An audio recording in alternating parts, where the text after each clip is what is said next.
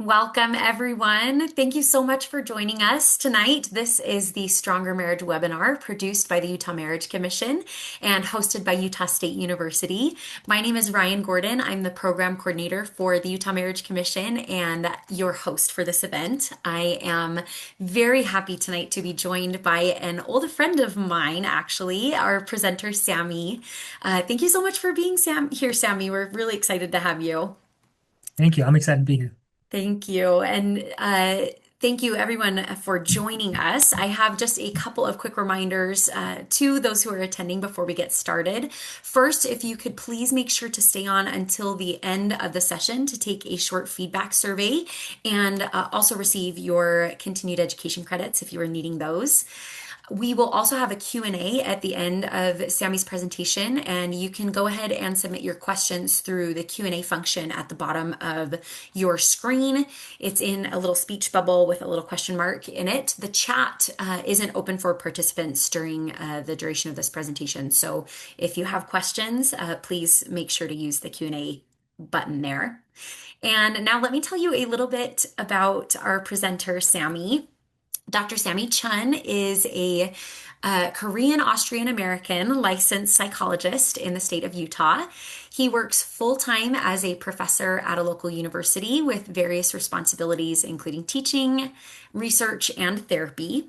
He also works part time at his private business, conducting professional consultation, like training new clinicians, and also conducting therapy for individuals, couples, and in groups. While he is educated and licensed as a general practitioner, Dr. Chun is trained in and passionate about trauma work, OCD, sexual concerns, identity development, diversity, and religious concerns. Furthermore, Dr. Chun specializes in the therapeutic use of tabletop role playing games like Dungeons and Dragons. And Dr. Chun and his partner are married with four wonderful children. He loves music, dancing, theater, exercise, video games, philosophy, having a good cry, and teasing his partner. So tonight, Sami's got a great presentation here for us. It's entitled Gearing Up for S.E.X, Shifting Focus from Just Eroticism to Holistic Relationships. And I am really looking forward to learning more about this topic. So thank you again, Sami, for being here with us. And we will go ahead and just turn the time over to you. Well, thank you so much for that introduction and for having me here. I've been excited all month long, and I feel like if I were to summarize the things that you talked about that I've done in training and preparation, you could say I have ADHD and do all the things. And the reason I bring that up here at the beginning of the presentation is because with my ADHD, there might be times where I think six thoughts and I say two out loud. So there's a possibility that I might be confusing during the presentation. Please feel free to use the question and answer function or take notes as you go so that you can ask questions at the end. I really want this to be something that people understand and that can be helpful for them because I feel like Utah is not the most sex positive place, and I am quite sex positive. I run a couple of sexual concerns groups, and in those groups, we often talk about why we're there. And I say, because I love sex, and I want people also to have healthy relationships with sex and sexuality, but more than just erotic focused. So this is the title. I think it's pretty clever. I think it's fun. My partner and I came up with it together. And I want to start off actually with a bit more about an introduction because I always feel like when I hear the long spiel about people's accolades, I'm impressed, but I don't feel connected to the person. And sometimes people, to feel more connected to a presentation, they want to know about the presenter. If you are the kind of person who doesn't want to know about the presenter, you can just go ahead and turn the volume down for the next few minutes until the slide is gone, right? But it will also make sense a little bit later why it's important to know who I am and where I'm coming from as we're heading into this presentation, because my context, my identities shape the way that I view the world. So starting off with the introduction, this is my wonderful family. I am the one on the right side. I'm holding my oldest daughter, Andalyn. And then on the left side there, we have my sons, Tony and Peter, and then my youngest boy named Teo. And this is my partner, Tammy. It's very cute. Our couple name is Sami, like tsunami, and both of us spell our names A-M-I, so it was a match made by divinity itself. And we knew with that spelling that we had to be together, and obviously there was no other reason, right? But we met in Provo, Utah. If you're familiar with the Provo area, that is, or at least used to be, a temple for the Church of Jesus Christ of Latter-day Saints in the background, and that's where we met. So I was really happy to have that be as part of our history. Some of you may recognize this. This is to show that I like video games. My partner and I both bonded very much over The Legend of Zelda. And if we are ever curious about how The Legend of Zelda has to do with marriage, I can talk about that. This is my degree. I graduated from Brigham Young University with a PhD in counseling psychology and special education. I am a licensed psychologist. I work as a clinician in a couple different areas. And this is my Ultra Geek test. If anybody recognizes what that sign is, unfortunately, you can't use the chat function, but you can give yourself a pat on the back for being very, very geeky. If you don't recognize the symbol, but you recognize the word Protoss, then points to you still. Not as many as if you recognize the symbol. But it is the national esport of Korea, where my heritage is from. And then the next thing I like to put on here is this is Prince Zuko from Avatar: The Last Airbender. I put him on my self-introduction slide because I feel like his character arc throughout the course of the show mirrors the character development that I've had over the course of my life. I grew up in a very non-emotional home where the only emotion that was allowed was anger, and I somehow became a therapist. So I really feel connected to Zuko and his character arc, and I really appreciate the people that have helped me in my life to develop the way that I have.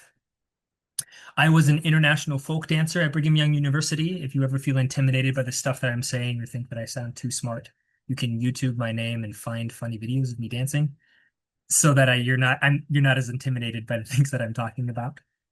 And then last but not least, this is the logo for my practice, my business. It's called Wholeness Psychology. I really like this logo because in the yin yang symbol, the idea is that you cannot have one without the other, that balance is important in all things.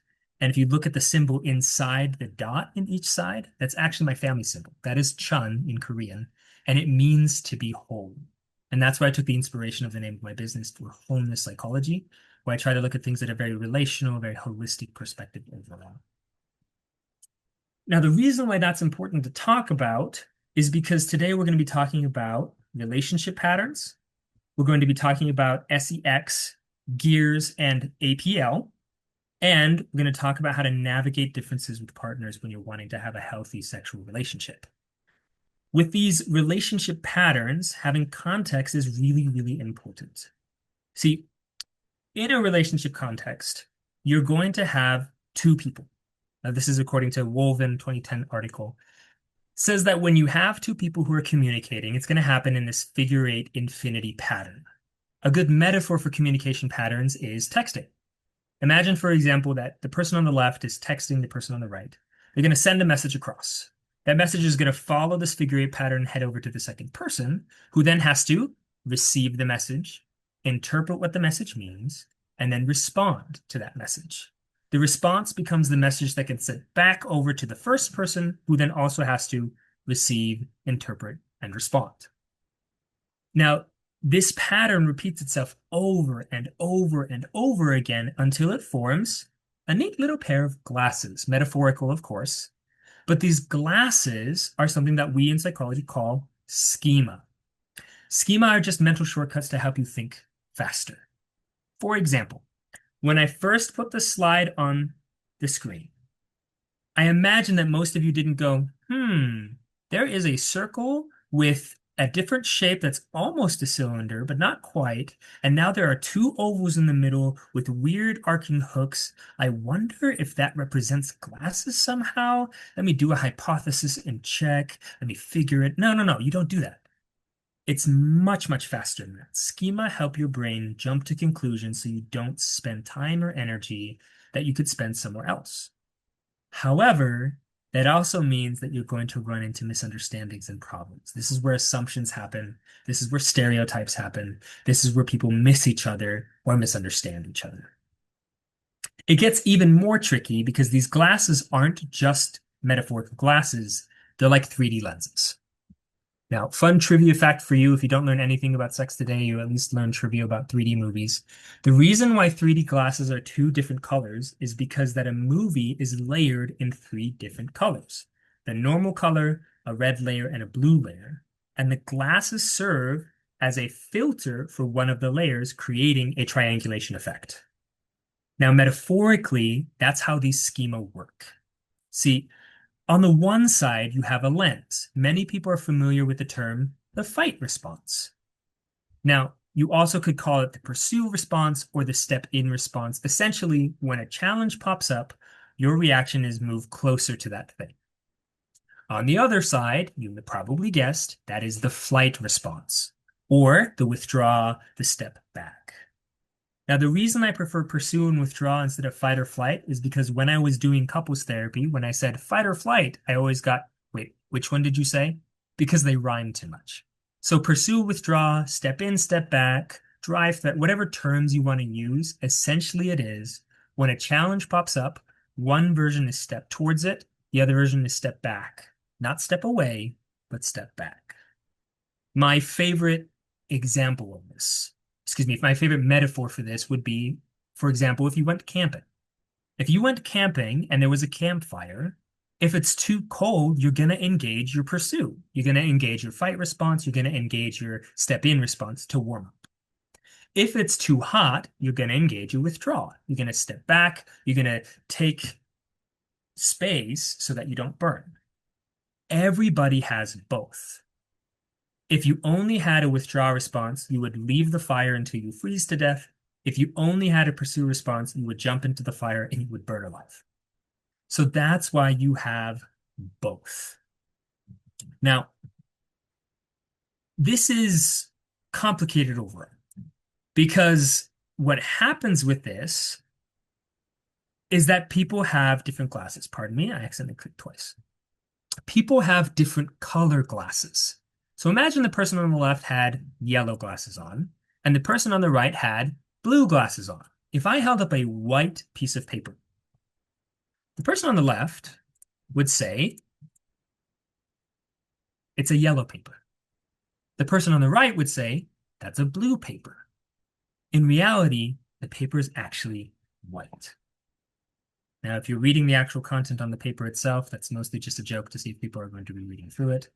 But the point of this is many couples, when they're first starting off or when they first start disagreeing about things, is that they're disagreeing because their schema, which they've had since the day they were born and started forming throughout their life events, through their identities, through their experiences, color things in a very particular way. Then people start arguing about the color of the metaphorical paper without actually considering what is on the paper. In fact, there's a clinician named Bill Doherty who says that couples run into three genres of problems. The first is called inclusion, the second is called conflict, the third is called connection. In inclusion, essentially, the problem is that your glasses are misunderstanding. I love this meme about misunderstanding in an argument. I've seen this with couples so often. They're both using the same words, but they don't realize that their glasses, their schema, are actually defining that same word in totally different ways. The second genre is conflict. This is when you have true disagreement or you actually are experiencing differences of some kind. I like this meme because it makes me laugh. I think modern day people really struggle to know how to navigate actual differences, disagreements. And then last but not least is connection, specifically emotional, romantic, or sensual connection of some kind. Now, Bill Doherty doesn't say, okay, here are these three genres, you just got to figure them out and address them as they come up. He says you cannot work on real connection until a relationship can navigate disagreement and differences successfully. And you cannot navigate disagreement and differences until you're no longer misunderstanding each other. The problem with inclusion is you think you're disagreeing, but what's actually happening is you're misunderstanding and misinterpreting. The problem with conflict, at least avoiding conflict, is that you don't know how to navigate the fact that you're two different humans. If you can get on the same page, essentially taking those metaphorical glasses off and looking at that metaphorical paper, then you can read what's on the paper and have productive conflict, productive disagreement, productive difference. Then you'll be able to move through emotional, romantic, and sensual connection. That's why I chose to share more in detail about myself and my identities, because not only am I going to be sharing with you my expertise as a psychologist, but it's coming through the glasses of my life and my upbringing as a Korean Austrian American born in the last 30 years. So overall, that's going to take us to how S.E.X works with these metaphorical glasses. I don't want to have inclusion problems in this presentation itself. So instead of just saying sex or defining it myself, what I want to do is I have here this question. What is that thing? We say sex all the time. What does it mean? And because there's no active chat function, instead I have here an active poll. This is called Slido. If you feel like you want to participate, please feel free to either scan the QR code with a cellular device, or if you're using a computer of some kind, you can go to slido.com and put in this number and this code. And I'll leave it open for a second. And the question just is, what is sex? As people are potentially pulling this up to participate, or in case nobody wants to, I'll just share why I'm doing this. When I work with couples and we're talking about sex, sexuality, sexual health, I always ask three questions to them. And this is the first question I ask them. I ask them, hey, before we get any further, what is sex? Most often with the couples that I work with, I've given them that context that I showed you all about partners and about glasses and about fight or flight and so on and so forth. Intercourse. Yes, thank you. I'll leave this open for maybe about 30 more seconds because I also want to get through the two other questions. Physical touch that arouses and connects. The strict textbook definition, which is procreation. Behaviors associated with sexual parts.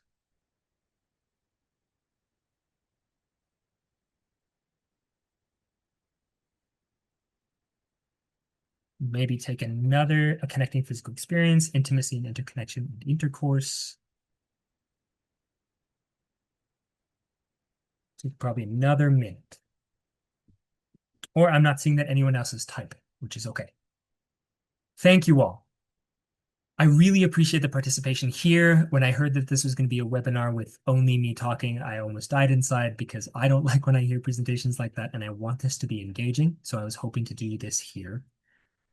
After I ask the first question of my couples, I then ask them the second question, which is, what is sex?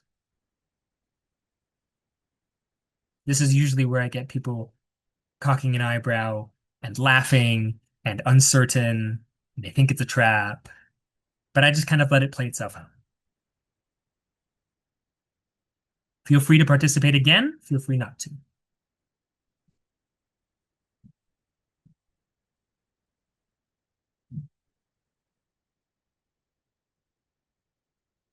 Connection between partners. Thank you. Connection. Thank you.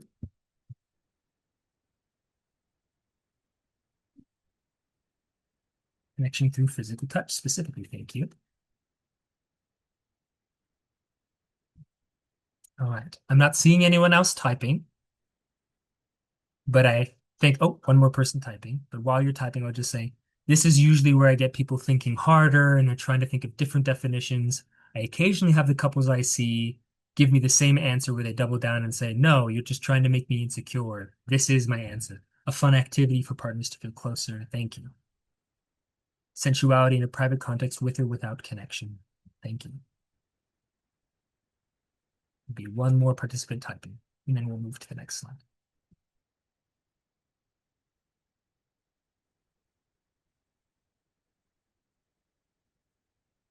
Active love. All right. Thank you so much. After this, I go to my third question, which, oh, copulation, thank you, which will not be a surprise. Question 3 is what is sex? Again, feel free to participate. You don't have to, that's all right. But I just ask these questions 3 times of my couples. And so I figured if I'm going to be talking about sex here, I'll do the same thing. Fun. Thank you.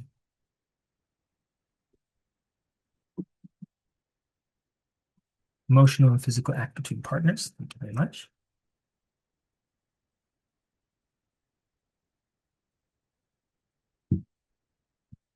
Since we already went through it twice, I might go a little bit faster in this slide, but I just want to make sure nobody else wants to contribute to this.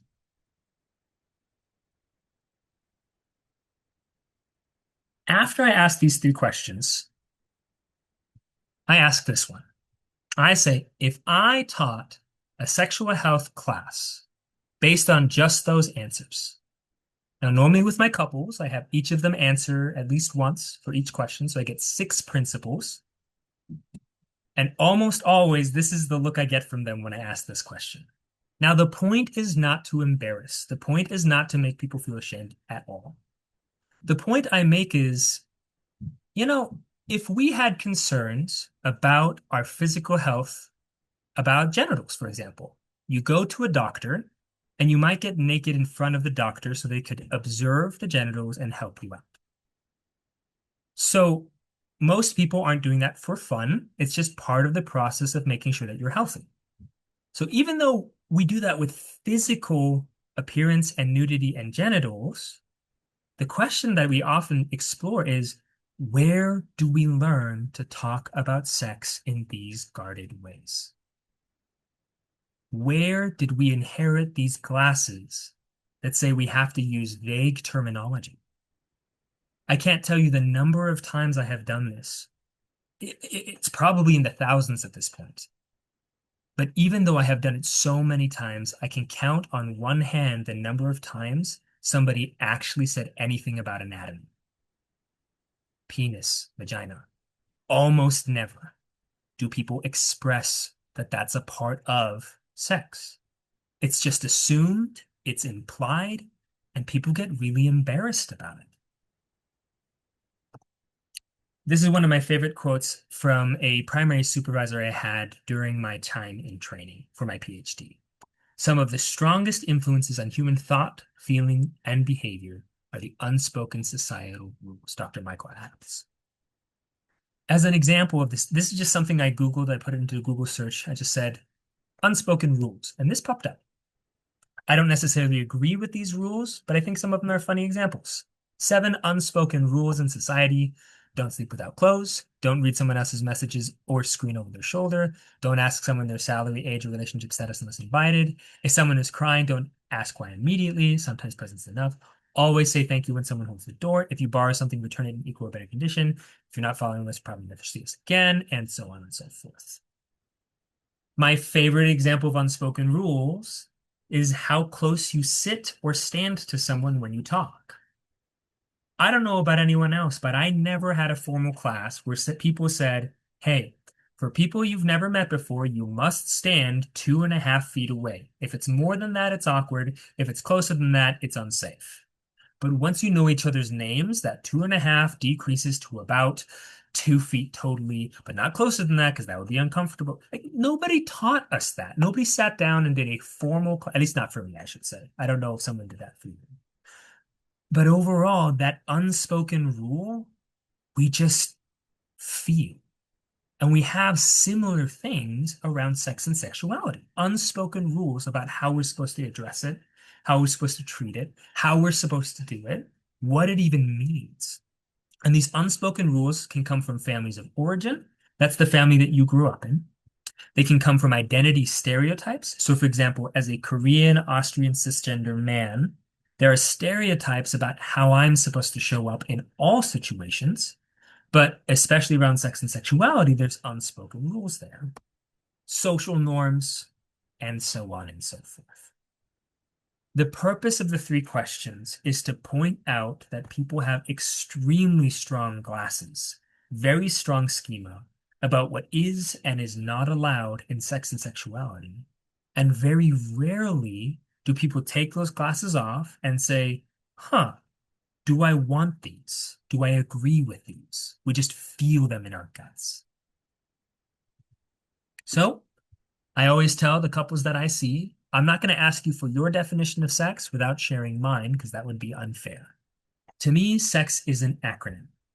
Sex stands for safety or peace, excitement or pleasure, that could be erotic, that could be non-erotic, just exciting and pleasurable things. And X represents people who are connected. So I was actually very happy to see so many of the answers being about excitement, fun, connection. I didn't see very many about safety. And that's something that people, again, often assume, but don't often articulate. So, in Dr. Chun's opinion, anything that is safe, exciting, and connecting counts as sex in the acronym. Doesn't have to be erotic. Now, sit with that for a minute because it is a pretty radical difference than what most people think of when they think of sex.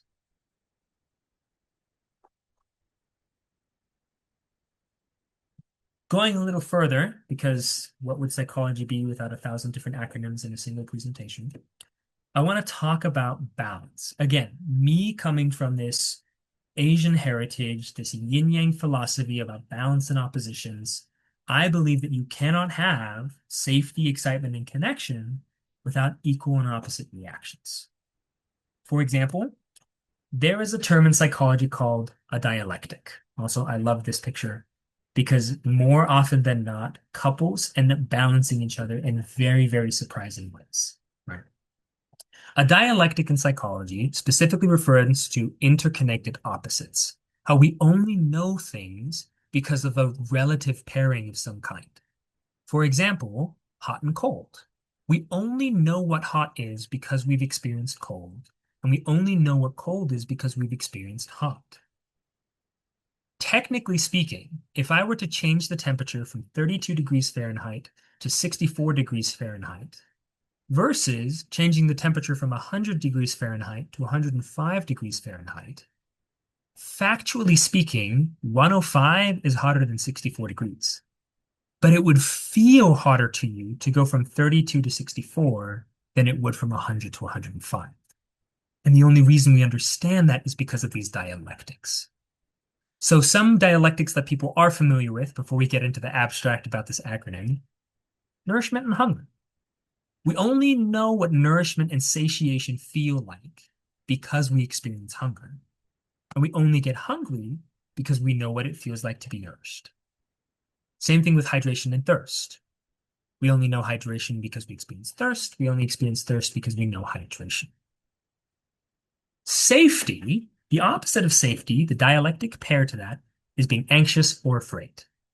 Another fun trivia fact for you, the difference between anxiety and fear is when there's an actual threat in front of you. For example, if someone pulled a knife on you, you're afraid. If you imagine someone pulling a knife on you, you're anxious. But in either sense, it's a feeling of I'm in danger. The opposite of excitement and pleasure are pain and boredom. Pain is when you have too much in your life and you've experienced the unpleasantness there. Boredom is when your happiness is literally rotting away. And so it's the opposite in that sense. And then lastly, connection is loneliness or disconnection. In simple terms, anxiety, pain, and loneliness, or APPLE, are just hunger for safety, excitement, and connection. Where anxiety is you're hungry for safety, hurt, pain is hunger for healing and happiness, for excitement and pleasure, and loneliness is hunger for connection.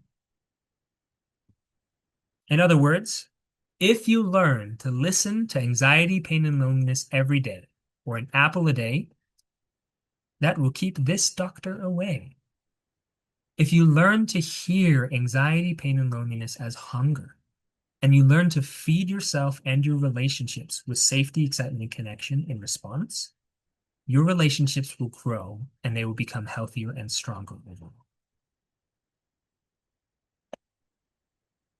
So how does this work? Essentially, I want to talk about tools. First off, a metaphor. I hope that some of you have either driven stick shift before or have ridden a multi-speed bike, but essentially we want to think about these things called gears. The purpose of gears are to adapt according to your terrain. Being in low gear means that your bike has more power, but it moves slower. Being in high gear means your bike has more speed, but less power. You shift gears on a bicycle or a car. When it's too hard, you shift down gear. When it's too easy, you shift up in gear.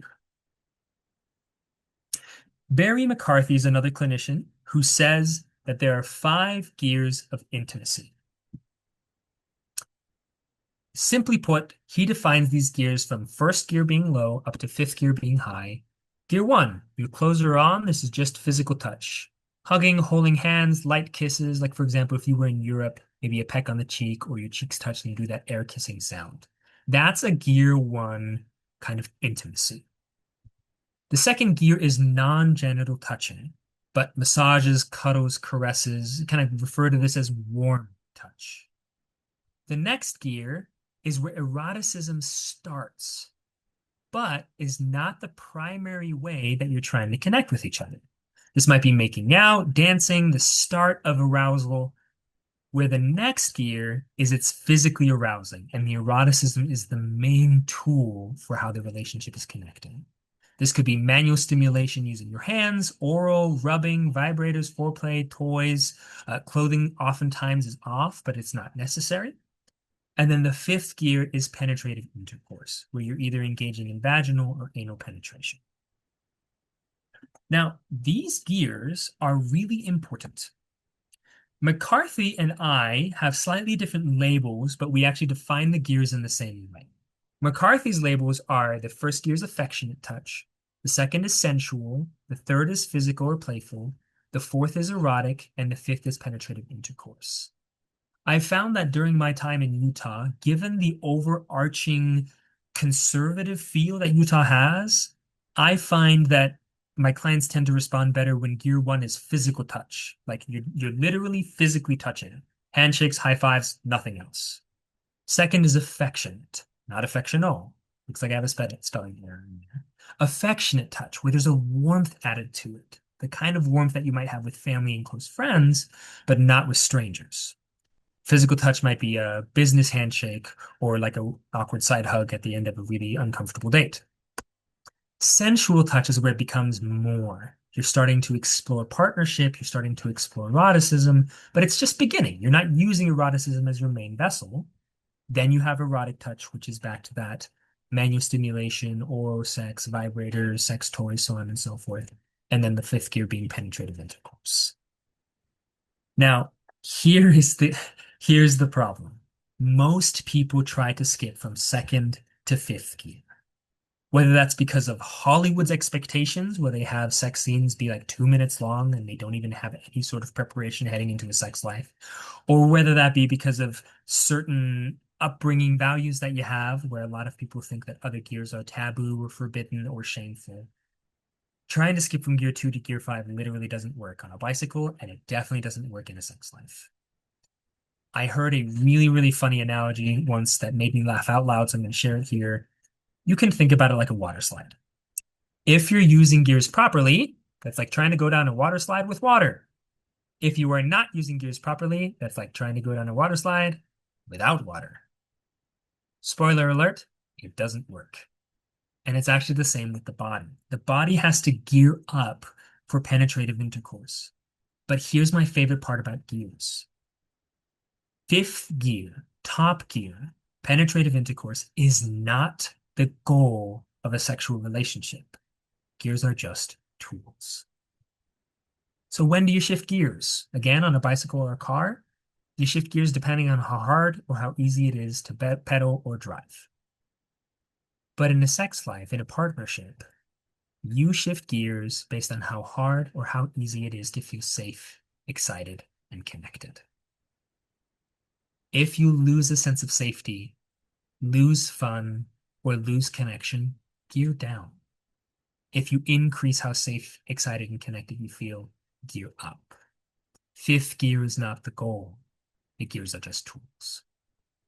And I really like this meme here because I can't tell you the number of times that people just expect their partner to understand what gear they're at or what they want or what they're hungry for without actually communicating it. And that just doesn't work. If you know how to read your partner's mind, write a book and get so filthy rich. But until then, I'm going to keep recommending that people communicate. So how do we use this all together? Gears are tools. Safety, excitement, and connection is the goal. And anxiety, pain, and loneliness are the hunger. So the purpose is to build your relationship by feeding it safety, excitement, and connection.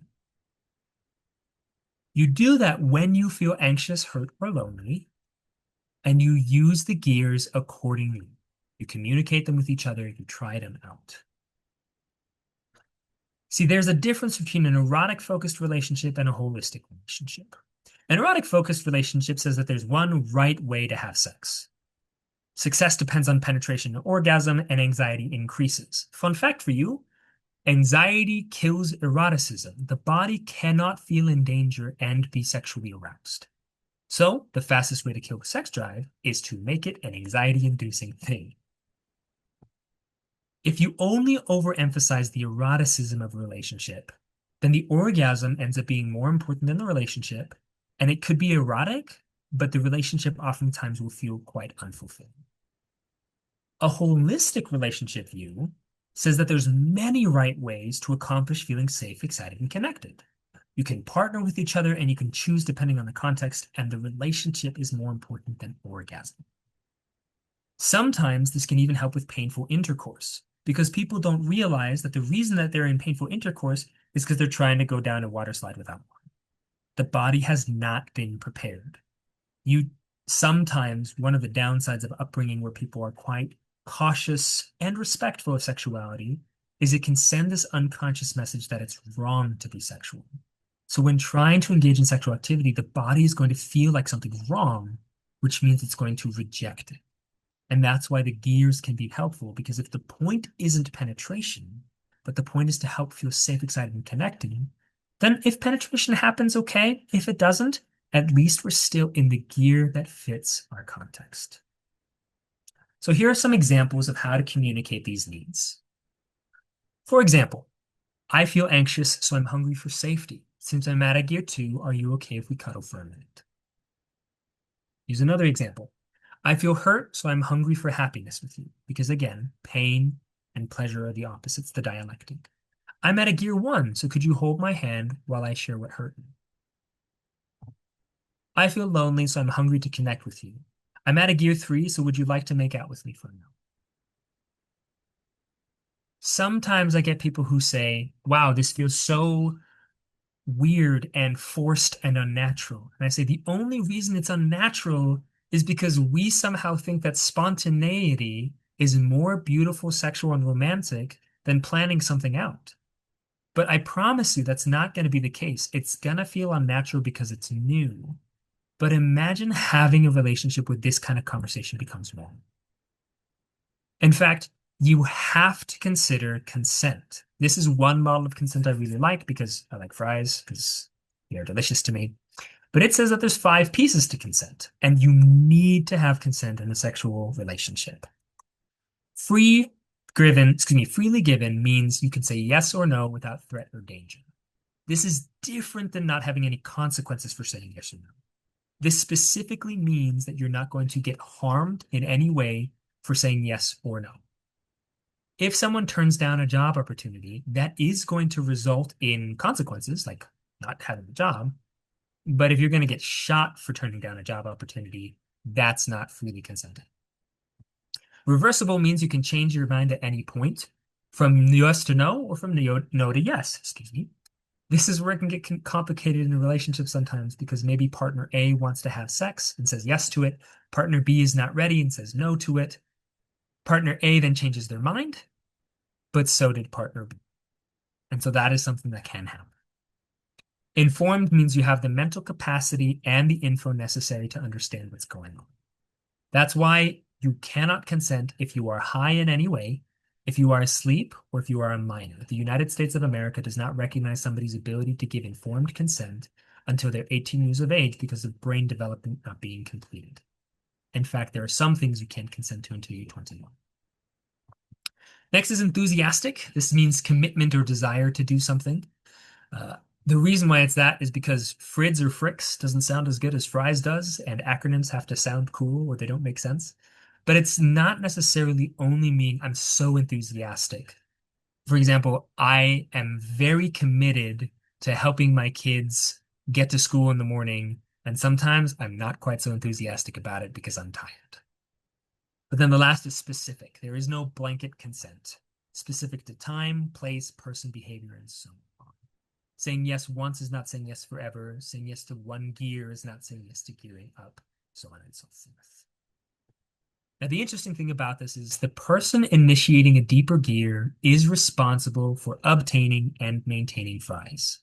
So if you want to gear up with someone from 2 to 3, you're in charge of that. You have to make sure that they have all 5 pieces of this. If they want to go from 3 to 4, they're in charge of that, and so on and so forth. Essentially, when you have different gears, here are my recommendations. This is just a picture example of all the stuff we've talked about, the 5 gears using McCarthy's labels. You want to request gears, don't make a demand. Something like, would it be all right if we tried this gear? It's okay if you're in a different. My recommendation is if you and your partner are at different gears, start at the lower one. It's a lot more damaging to try too high than to start too low. Then you discuss how long you're going to try that gear out for before you check in again. Not before you gear up, but before you check in. 10 to 20 minutes is a good place to start at a lower gear, and then you can check in like this. Something like, hey, I feel safe enough, excited enough, connected enough to go up in gear. How do you feel? And that's how you can navigate when you or someone you care about has a different gear level than you do. It may be helpful to know that stereotypically research shows that females tend to orgasm more in gear 3 and 4, and males tend to orgasm more in gears 4 and 5. Sometimes females or women think that there's something wrong with them when they're not orgasming during penetrative intercourse. That's totally normal. It is not common. It's not weird if this is the case for you, but it's not common that the female body is biologically predisposed to have orgasm during penetration, but it is common for males or for men to have them.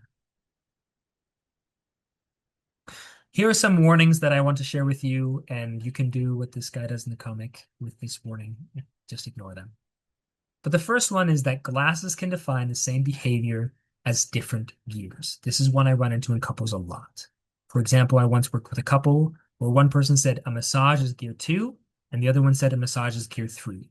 And they were feeling pressured to have intimacy, to have erotic contact, because they thought every time their spouse gave them a massage, it had to end in orgasm.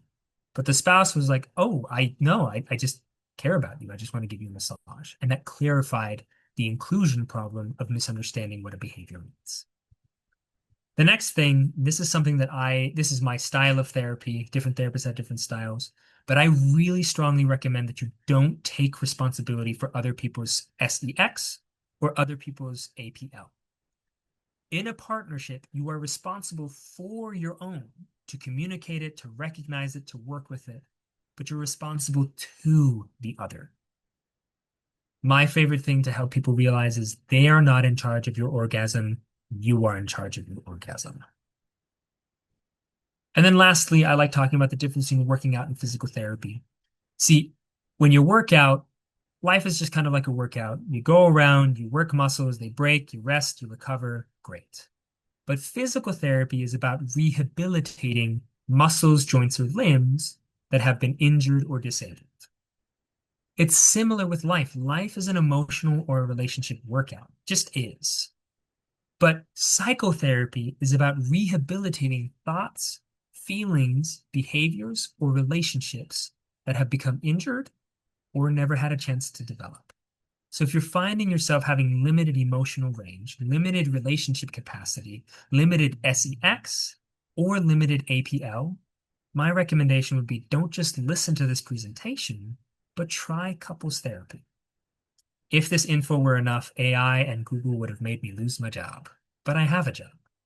Not even AI can replace a good therapist, because therapy is about rehabilitation in a way that you can't get with just information. Thank you, everybody. That is my presentation. If you have any questions, please feel free to use the chat function. I believe Ryan's going to come back and talk us through that. You can also send me an email if you would like to. This could be questions about the presentation. This can be questions about what kind of therapy I provide. This can be questions about, hey, could you come do a presentation for me at school, at work? Can you train people for me? I've done lots of different things, but thank you so much for all of your time. Sammy, thank you so, so much. This was a fantastic presentation. I'm excited to see what questions people have. Just as a reminder to everyone, you can use that Q&A function down at the bottom of your screen, and Sammy would be happy, I'm sure, to answer any of your questions. Um, if while people are thinking, I did want to ask. You mentioned that. You recommended kind of working on this on S.E.X, on strengthening that when you're feeling APL, Apple. Yes. I'm wondering, for just in general, I think a lot of couples, and they've been together for a long time, kind of struggle with drifting apart in a way, but or just being comfortable. And so I guess now that I'm asking it, I'm like the loneliness might play into this, but how do you prioritize that S.E.X when the apple's less in play? Maybe when it's like you're not feeling super lonely or or anxious, like these signals that you need more of the other. I feel like prioritizing that S.E.X is important at Yeah, any point in a relationship. So great I hope question. that So, makes sense. Yeah. how do you prioritize SEX when you're not experiencing a lot of APL, right? How do you have sex without apples, essentially? So, this is a great question. I'm going to answer it from two different therapeutic lenses. The first one is from emotion focused therapy, which essentially says we have unfulfilled attachment needs that we carry with us. And when we get into relationships, we need to kind of uncover those. We need to get past barriers and walls and find the apple that we haven't fulfilled, bring that to the surface, have permission to do that, and then fulfill that. I don't ascribe very much to EFT. It's not my favorite couples therapy modality, but that is a way of thinking about it, is that people have that. We've just numbed it out. In the same way that somebody's saying, "Oh, I'm not hungry and I haven't eaten in a while." It's not that you're not hungry, it's that your body has decided to turn hunger off. So that's something that can happen, is that maybe you've damaged your ability to feel apple because you've pushed it off too much, is a possibility. The other one that I like is called crucible therapy, and like it sounds, it is intense. It says that if you aren't having relationship conflict, you're doing your relationship wrong. You can think about it like a workout, essentially. If you're not working to the point that you break muscles, it's not going to help you. A workout requires three types of breaking: work until you break muscles, not bones; take breaks, which is different than do nothing; and break fast. And that's how you know psychologists are really stretching to make it a remember thing. Essentially, you need to nourish yourself. And the way you nourish yourself is you eat protein, because muscles are made of protein. So you eat the thing that you broke. And it's the same with sex and apple. If you're experiencing anxiety, you're actually working your capacity to feel safe. In the same way that if I wanted to make my biceps stronger, I literally give them opposition. Same thing. When you feel anxious, you're working your safety. When you feel hurt, you're working your pleasure. When you feel lonely, you're working your connection. And so the trick is to learn what is a nice work level, what is a good rest level, and what actually nourishes me. So a lot of times with the clients that I see, I'll help them create something I call the sex buffet. Or if you want to say it outside without getting weird looks, I call it the needs buffet. But you make a list of things that help you feel safe, that help you feel excited, and help you feel connected.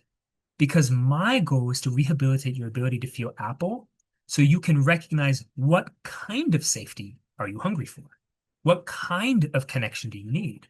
What kind of pleasure do you need? In the same way that when I'm hungry, I don't just start eating the desk, but I listen and I say, oh, I need fruits, I need sugars, I need protein, I need carbs. And it's that process. So again, in emotion focused therapy, the idea would be there's probably some unfulfilled need hidden behind barriers. Let's find that. Let's bring that out. Crucible therapy would say you're not working hard enough. You've got to do more. Fantastic. Thank you so much. We've Mhm. had a couple questions pop up. Can you see them on your end too? Just to Yes, yes, I can see Perfect. some. Okay, perfect. So this first one is a little more logistics focused. She said this was great. I'm a therapist myself. I was wondering if there was any handout with this presentation at all. So Sammy, I don't know if you Oh, have anything with that, or if you would be willing to send us something. I'm happy to get something out if I if. if that. I mean, feel free to email me if you want some sort of handout. I don't have anything prepared. I wasn't thinking about that. My apologies. I was just thinking about this presentation. No, that's great. So yes, if you want to reach out to Sammy and get some more materials from him, go ahead and reach out at his email there. And then uh, you are asking if there's a certification for CEU, and yes, there is. So when the survey at the end of this Q&A session, when we close out the webinar here, you'll have an opportunity to send us your information so we can send you a certificate for a UAMFT certified CEU. So thank you for asking. Here is another question for Sammy. It says, how do you overcome anxiety with physical touch after an affair? Where do you start? Okay, affair is complicated, and again, no need to disclose more information. No need to be more vulnerable than you feel ready to be. But there are different stages of recovery from an affair. The question is the affair ongoing? Is this something that has stopped? Are you currently in the relationship where the affair is? Did you have something happen in the past? Are you the one who did an affair and now you're scared to have physical contact with your partner? Lots of different possible avenues.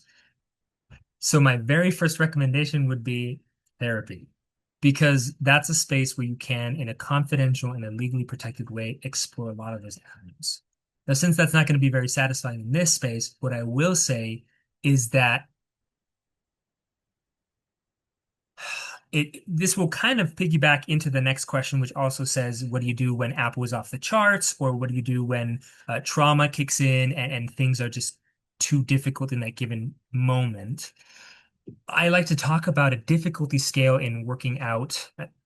Ryan probably would attest to this. I know an unholy amount about working out because of the family of origin that I grew up in, and so that's why a lot of my metaphors happen to do with that. But in a 0 to 10 difficulty scale, you can think about it as tiered into four categories. The first category is just 0. The second category is 1 to 3. The next category is 4 to 6, and the last category is 7 to 10. Each of them is defined by two characteristics. How difficult is it, and do you have form? A 0 out of 10 is easy, and you have no form. The label for that is atrophy. That would be like full avoidance of something. You're not growing. In fact, things are getting worse because you're fully avoiding. The next category, 1 to 3, is easy, but you do have proper form. In a workout, this might be I'm not doing push-ups as my rest. I'm moving my muscles around so I don't get stiff. Right? In therapy, in emotions, that might be okay. Physical touch right now is way too scary for me. So we're going to start at a much, much lower gear. We're going to start at a gear 1. And if even that is off the charts, we're going to start by imagining. We're going to start by talking about. There's different types of exposure. One is called in vivo, which is you do it real time. One is called imaginal, which you just do it in your mentality. And in imaginal, there's even tiers of that, where I say there's, for example, the hypothetical message, meaning, oh, what if my brain thinks this? So you're really distancing yourself from that potential situation. So what if my brain thinks about the affair while I'm trying to hold someone's hand? So that's like as far distance as you could possibly get. The next is hypothetical situation, which is, oh, what if I get scared during this? So it's a little bit closer to the fear, but it's still kind of distant. And the last one is situation, where you don't say what if or hypothetically, it's saying, I'm going to imagine myself scared holding someone's hand. And so that's how you can get closer to trying it. And then you can try it in real life and train yourself into that. But that 1 to 3 category is rest. The next category, that 4 to 6, that's your work range. It's hard, but you still have proper form. The last category is hard and you don't have proper form anymore. Now, a lot of people would call that category impossible. I actually like calling that category goals. You want to someday be able to do those things, but you should never be at a 7 to 10 difficulty. What is a 7 to 10 today, if you train properly with a therapist to rehabilitate or just working out personally, becomes a 4 to 6, becomes a 1 to 3 someday. And so therapists, the goal is to help people acknowledge that some 7 to 10s we're not ready to get to. We want to work at a 4 to 6 range, and we want to rest at a 1 to 3, not at a 0. The problem with most people is they flip-flop between zeros and tens, which would be like working out until you break your shoulder and then not moving for 6 months. That doesn't work physically, and it also doesn't work in relationships. You also want to couple that kind of work with nourishment. So if somebody has anxiety around physical touch, then after they do a 4 to 6 exposure in anxiety around physical touch, whether that's in their heads or in real life, you also want to build that up with things that make that person feel safe, whatever that is. If somebody has to deal with the hurt around that, you want to rebuild by giving pleasure afterwards, whatever kind of pleasure they need. And if they're working with loneliness, you want to rebuild with connection of some kind. And I think that helps kind of answer both the second and the third question. But if it doesn't quite address all the pieces, either feel free to ask it again or say, hey, you did that ADHD thing where you thought you answered it and you didn't. That's so awesome, Sammy. We can see if we have a few more minutes. So if we have any more questions, please feel free to share those and enter those into the Q&A chat. Um, I love this breakdown of the safety, the excitement, and the connection that is so that you talk about how holistic, having a holistic perspective is where you come from as a therapist, and I think that really covers so much of what I mean, that's what relationships are all about, I think, and whether it's a romantic relationship or just a platonic relationship, I think there are different levels of excitement and pleasure that we get out of our friendships as well, or our relationships in our families. And um, so I love this holistic look. Thank you so much for sharing this perspective. Okay, we have one more question, and I think that will wrap us up. It says, how does this apply to couples struggling to have a desire at all? How do you feel about asexuality? Yes, I absolutely believe in asexuality. It gets complicated because when you redefine a word, then all of a sudden you run into all these problems. And that's why I like it as an acronym, where sexuality, referring to eroticism specifically, that some people just are not interested in. And there are times, like we've mentioned in the previous questions where people asked, that could be a trauma response. And it can be because of sexual identity. Some people are just not into eroticism. It's really, really gross to them. And that's okay. If sex were about only eroticism, then that could potentially lead to relationship struggle. But I I have yet to meet or work with someone who is asexual, who doesn't want to feel safe, who doesn't want to feel happy, and who doesn't want to connect, at least in some way, right? And maybe that's because people who don't want to feel safe, excited, and connected self-select out of therapy. They just like don't come see me, right? And so in terms of struggling to have desire, it really depends on what desire you're talking about. If you're saying you're struggling to want eroticism, that could be an identity concern. And there's where it might be helpful to either discuss with a professional or to look up. Actually, I'd say discuss with a professional because you never know what AI is going to spit out at you. But when you have mixed orientation marriages, there are particular challenges that come with that. So unless both partners are asexual, in which case they usually don't have problems around what if we don't have enough desire, you have a mixed orientation marriage, and that's going to end up needing particular kinds of approaches that we don't often talk about in the open because for some reason we are very hush hush about romance and sexuality. We think that we can't have open conversations about those things. If the problem is that you want to be sexual, but you can't find the desire, the first area I would recommend checking is anxiety and pressure. If there's pressure to perform, if there's anxiety in the life, that's going to be problematic. The last thing that I'll mention here, this is just going to be a little snippet because I won't be able to go into it, is that stereotypically, assigned females at birth and assigned males at birth have different sexual response cycles.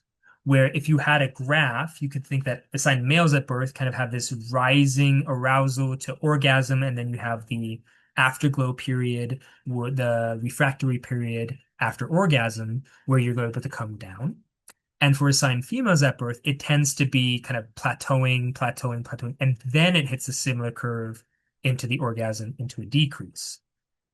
Stereotypically, which I recognize may miss individuals, stereotypically, assigned females at birth can get distracted and then they start over. They have to start from the beginning. Assigned males at birth can get distracted, start off in the morning, start having a little bit of erotic time, some gear three with their partner, have to go to work, come back 12 hours later, and they're like, I'm in gear three, let's go. And so that sometimes can lead to this mismatch, which leads to a societal pressure of, oh, well, then I have to perform because we don't have clear consent conversations. We don't have clear permission to gear down. And so sex and gears is very, very helpful for either decreasing pressure so that desire can come back or taking the pressure off of eroticism so you can focus on being safe, excited, and Thank you so much, Sammy. We're out of time for questions, but thank you so much for this excellent presentation, for taking the time to be here tonight. We got a comment that said so helpful. Someone oh, thank you. just said, and I would reiterate that this has been a favorite presentation of mine. So thank you very much. Not just because I've known you for a long time, but because you did such a great job explaining this and sharing this information. So thank you. And thank you so much to everyone that joined us on the webinar. We're so grateful for your questions and your participation. Again, stick around, please, to fill out the survey after the webinar. It gives us feedback so we can make sure these are meeting your needs. And it also gives you the opportunity to get those CEU credits. So stick around. And if for some reason that doesn't pop up for you, you can absolutely reach out to us at marriagecommission@usu.edu, and we'll make sure to get you that survey. And then, just so you know, our next webinar is taking place in a few weeks on Thursday, May 14th.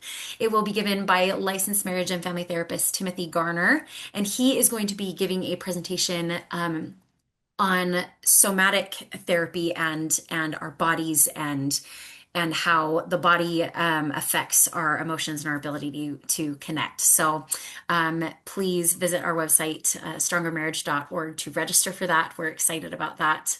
And we look forward to seeing you next time. Thank you again so much, Sammy, and have a great night, everybody.